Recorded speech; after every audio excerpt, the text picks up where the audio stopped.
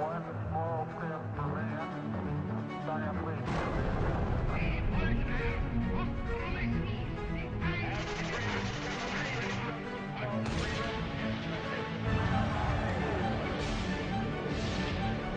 Historia universal contemporánea.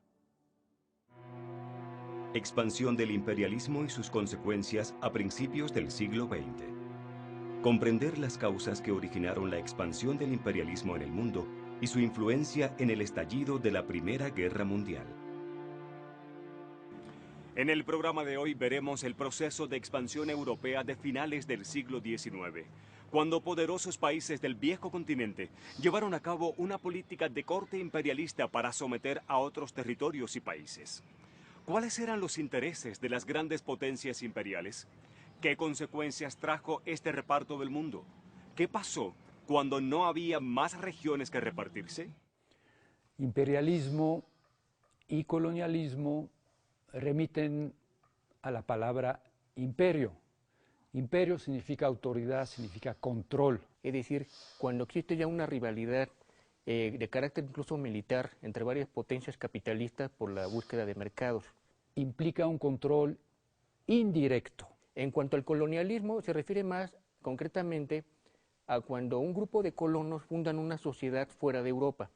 Por ejemplo, Francia, que tenía colonias en Asia, hoy en día independiente, Vietnam, Camboya, Laos.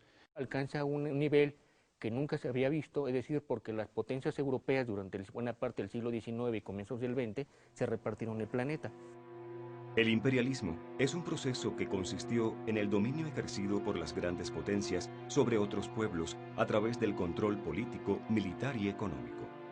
Las naciones imperialistas formaron protectorados, es decir, sometieron a otros países bajo su protección, en la mayoría de los casos de manera forzada, con el objeto de asegurarse ventajas económicas e intervenir en su política interna. En otros casos crearon colonias, ocuparon efectivamente un territorio e impusieron un gobierno designado por la metrópoli.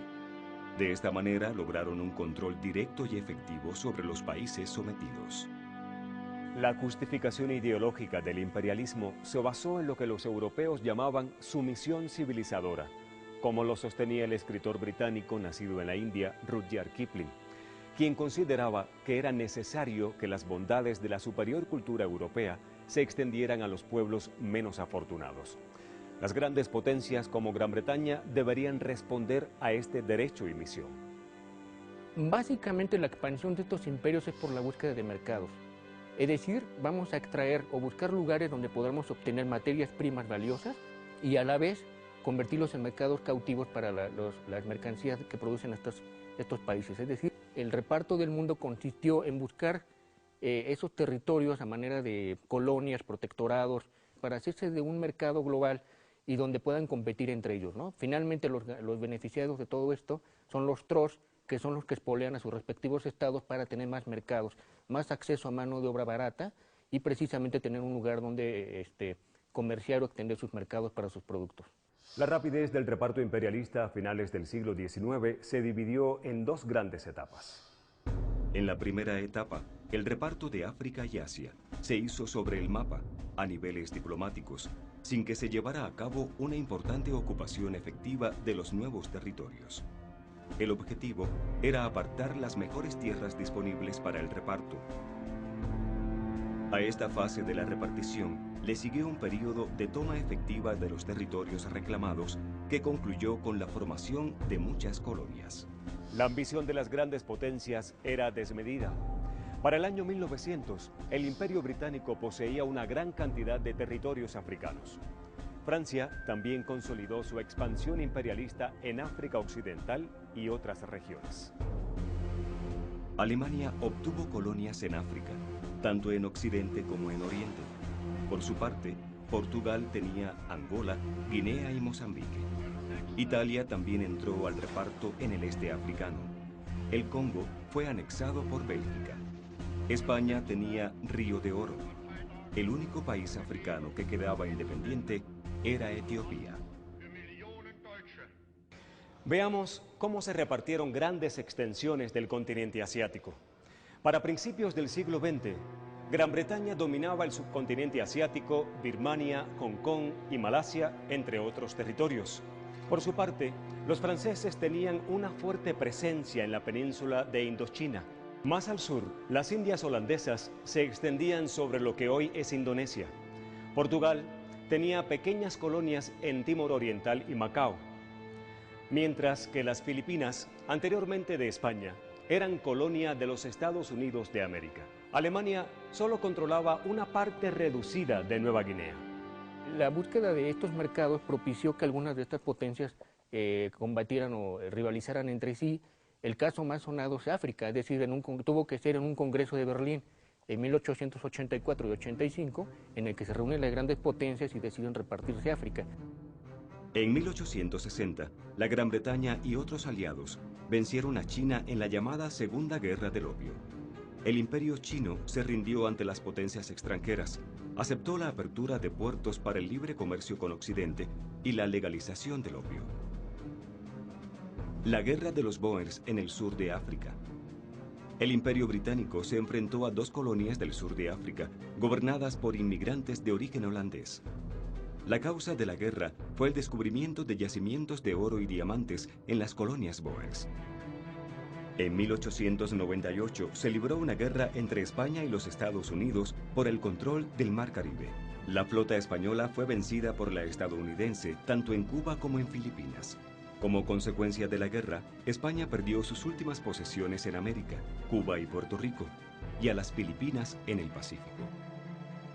El militarismo, la paz armada es un periodo interesante entre el periodo imperialista y la Primera Guerra Mundial, porque finalmente aquí fue donde todos los pronósticos de estos estudiosos del imperialismo se consumaron. Es decir, ellos llegaron a anticipar que precisamente la pugna por los mercados iba a provocar un diferendo o un choque entre estas potencias capitalistas de Europa. En algún principio los británicos pensaron que iban a tener dificultades con Francia y con Rusia, pero finalmente fue el imperio alemán, con el Kaiser Guillermo II, el que los desafió. Los británicos en ese aspecto bajaron un poco la guardia, pensaron que no iba a pasar nada. Y sin embargo, es más, existe un parentesco entre las casas reinantes de Londres y de Berlín y no pensaron que estallaran las hostilidades. Es decir, las grandes potencias le aportaron una paz y nunca se concretó. Estas son algunas de las guerras que provocó la expansión imperialista, pero aún no se enfrentaban entre sí a gran escala las principales potencias del viejo continente. A principios del siglo XX, Europa estaba dividida en dos bandos contrarios.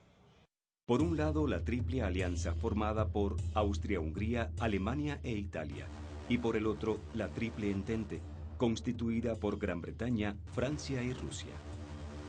En los años previos a 1914, el equilibrio europeo se tambaleaba. Alemania desafiaba la superioridad naval británica al construir aceleradamente una gran flota. Junto con Austria-Hungría e Italia, formó la Triple Alianza. Durante el siglo XIX, la Gran Bretaña consolidó un enorme imperio colonial.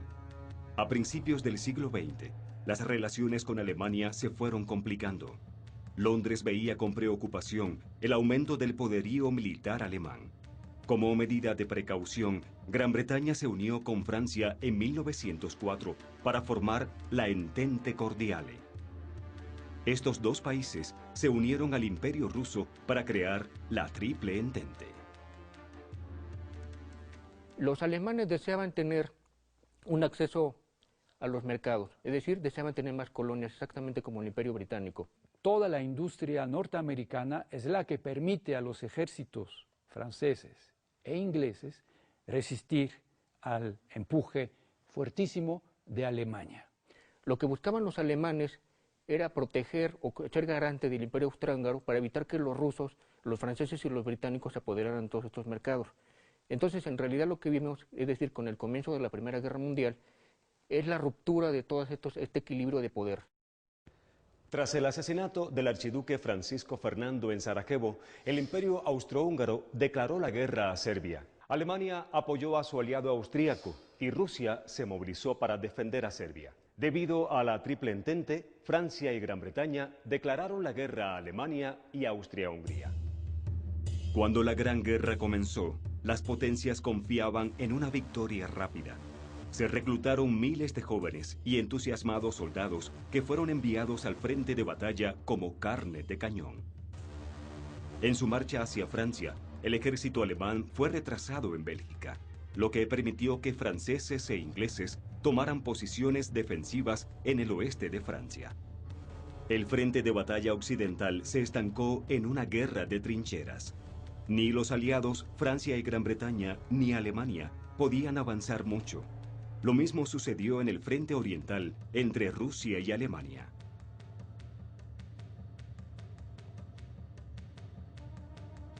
La guerra de trincheras es un caso interesante, porque por vez primera se destruye este concepto épico de la batalla, es decir, los campos de batalla ya no son esos escenarios en que el guerrero o el combatiente muestra su valentía, se vuelven verdaderas industrias de la muerte. Los soldados se vuelven como obreros masa que matan con ametralladoras, matan con bombas de gas, matan con lanzallamas, con tanques, y por vez primera se rompe ese concepto del soldado heroico y valeroso.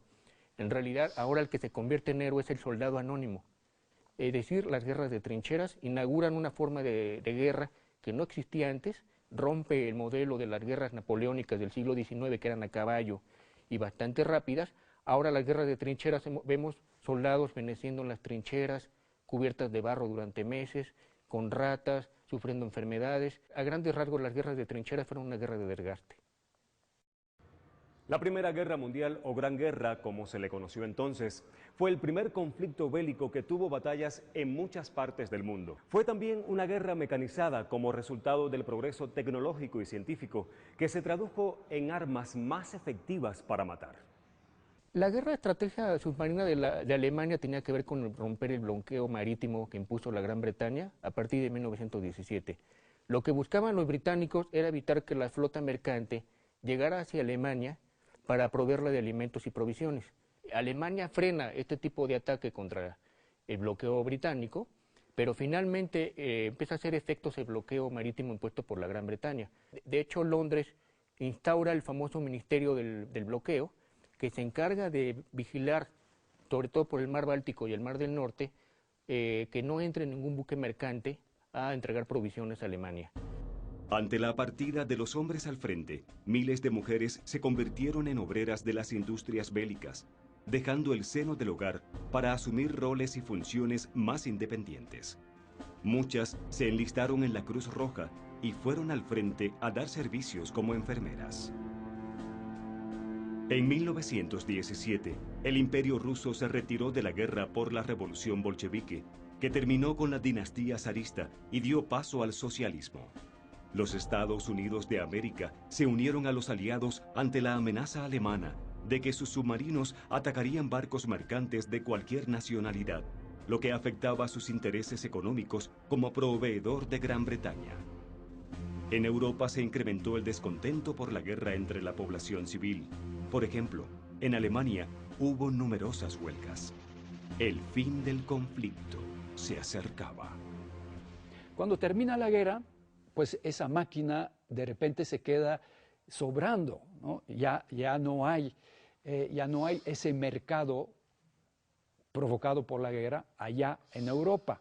Aquí salió a relucir que lo que causó la guerra mundial fue una serie de acuerdos y tratados y protocolos secretos que negociaron muchos de estos cancilleres y estadistas, y que a la postre causó mucha impopularidad por parte de los países involucrados. Es decir, sembraron las semillas de lo que vendría después de ser un movimiento revisionista tanto por el lado de Berlín como de Moscú, que no se contentaron con lo que quedó finalmente de la Primera Guerra Mundial. El primer resultado es la destrucción de tres imperios: el Imperio Ruso, el Imperio Austrohúngaro y el Imperio Otomano. Y en el caso del Imperio Ruso, lo que le pasó es que estalló la Revolución Rusa en 1917. El caso del Imperio Otomano, y lo que estamos viendo hoy en día, es decir, lo que llamamos ahora Oriente Medio, es precisamente el resultado de la repartición del Imperio Otomano entre Londres y París. Y en el caso del Imperio Austrohúngaro, bueno, se disuelve este imperio, y lo que tenemos ahora, es decir, la zona de los Balcanes, era la zona que controlaba el Imperio Austrohúngaro. El otro resultado interesante del fin de la Primera Guerra Mundial es el Dictat de Versalles, o el Tratado de Versalles, que la paz de Versalles provocó un resentimiento tal en Alemania que eso provocaría el ascenso del nacionalsocialismo, y que después buscaría revisar y ajustar cuentas con el resto de Europa. La Gran Guerra cobró alrededor de 10 millones de víctimas. Alemania fue acusada de ser responsable de la guerra y se le sometió a duras condiciones. El imperio austrohúngaro desapareció y se formaron nuevos países. El imperio otomano se disolvió en la actual Turquía. Alemania e Italia no quedaron satisfechos con los acuerdos de paz, lo que aunado a serios problemas económicos, abrió el camino a los regímenes totalitarios. ¿Cuáles fueron las consecuencias a largo plazo? Eso lo veremos en el próximo programa.